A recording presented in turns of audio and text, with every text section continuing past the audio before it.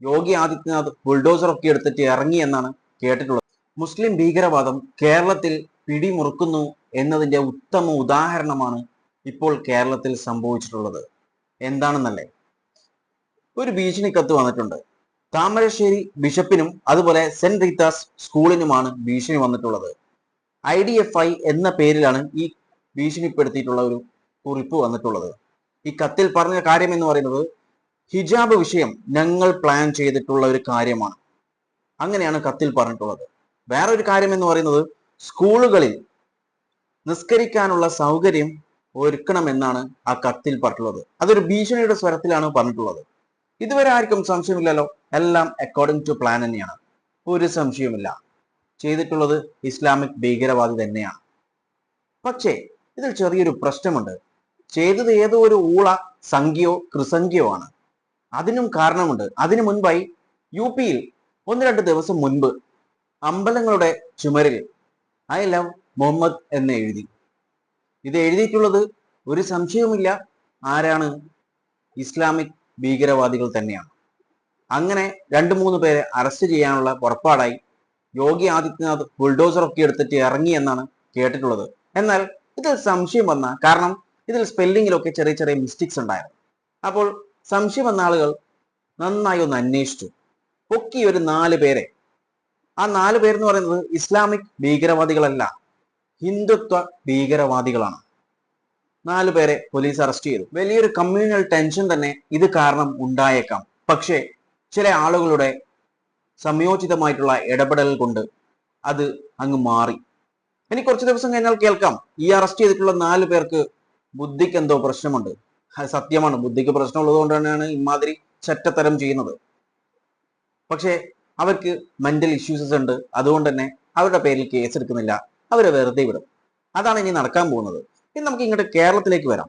കേരളത്തിലെ ഇഷ്യൂ ഇതുപോലെ തന്നെ സംഖ്യകളോ കൃസംഖ്യകളോ ചെയ്തതാണ്. അതിനുള്ള ഏറ്റവും വലിയ തെളിവ് എന്ന് പറയുന്നത് ആ കത്തിൽ ഒരു കാര്യം മെൻഷൻ ചെയ്തിട്ടുണ്ട്. അതായത് സ്കൂളുകളിൽ ബാങ്ക് വിളിക്കാനും നിസ്കരിക്കാനുമുള്ള സൗകര്യം ചെയ്തു കൊടുക്കണമെന്നാണ്. ഇതിൽ നിന്ന് തന്നെ ഈ സംഭവം പൊളിഞ്ഞു. കാരണം ഇസ്ലാമിക് അതായത് മുസ്ലിം മാനേജ്മെന്റിൽ നടത്തുന്ന സ്കൂളുകളിൽ പോലും ഈ ബാങ്ക് എന്ന് പറയുന്ന കാര്യമില്ല. നിസ്കരിക്കാനുള്ള സൗകര്യങ്ങൾ ചെയ്തു കൊടുക്കാറുണ്ട്, പക്ഷേ ബാങ്ക് എന്ന് പറയുന്ന കാര്യം അത് പള്ളിയിൽ മാത്രം നടക്കുന്ന ഒരു കാര്യമാണ്. അല്ലാതെ ഇസ്ലാമിക് മാനേജ്മെന്റ് പോലും നടത്തുന്ന സ്കൂളുകളിൽ ഇല്ലാത്ത ബാങ്ക് വിളി മറ്റു സ്കൂളുകളിലേക്ക് വേണമെന്നും പറഞ്ഞിട്ടാണ് ഈ കത്ത് അയച്ചിട്ടുള്ളത്. അപ്പൊ മനസ്സിലാക്കണം, ഏതോ തന്തക്ക് വെറുക്കാത്ത അങ്ങനെ തന്നെ പറയണം.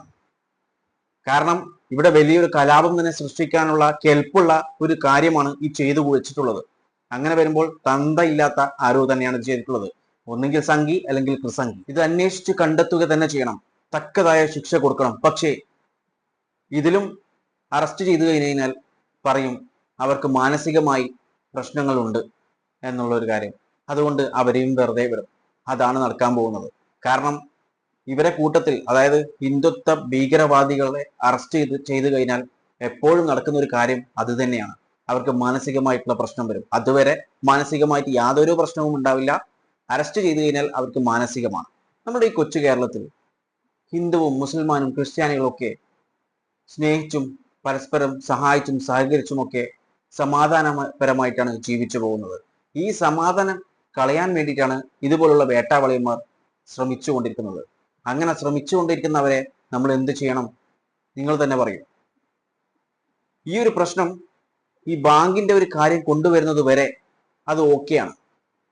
പക്ഷേ ഈ സംഖ്യകൾക്ക് അല്ലെങ്കിൽ കൃസംഖ്യകൾക്ക് പാളിപ്പോയിട്ടുള്ളത് ആ ബാങ്കിന്റെ കാര്യം കൊണ്ടുവന്നുകൊണ്ടാണ്. ഇത് വലിയൊരു കമ്മ്യൂണൽ ടെൻഷൻ ക്രിയേറ്റ് ചെയ്യാൻ പറ്റുന്ന ഒരു സാധനം തന്നെയാണ്.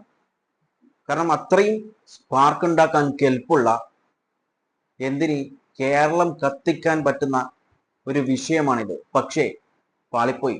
ഇനി എന്ത് പറയാനാണ്? UP-യിൽ സംഭവിച്ച പോലെ ഈ ലെറ്ററിൽ ഇനി നോക്കിയാൽ എന്തെങ്കിലും സ്പെല്ലിംഗ് മിസ്റ്റേക്സ് ഉണ്ടോ എന്ന് പറയാൻ പറ്റില്ല. പക്ഷേ ഇത് UP അല്ല, കേരളം ആയതുകൊണ്ട് സ്പെല്ലിംഗ് മിസ്റ്റേക്സ് ഒന്നും ഉണ്ടാവില്ല എന്ന് കരുതുന്നു.